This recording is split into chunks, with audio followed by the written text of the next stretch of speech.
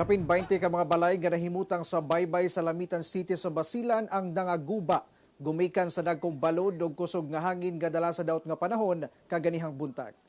Ana sa 20 ka stilt houses sa baybayon sa barangay Kulay Bato, Lamitan City, Basilan ang natanggalan og mga atop ug bongbong human gihapak sa mga dagkong balod ug kusog nga hangin nga dala sa daot nga panahon. Duna sa usa ka balay nga totally damaged human nalubog gayud sa dagat. Hinoon matod sa City Disaster and Risk Reduction Management Office, walay na talang nasamdan sa insidente. Kinihuman, gilayong nabakwit sa luwas nga lugar ang mga banay nga nagpuyo sa maong kabalayan.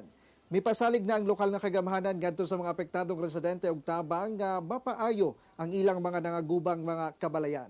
Sumala sa pag-asa, dala sa habagat ug localized thunderstorms ang pagdaot sa panahon sa Mindanao.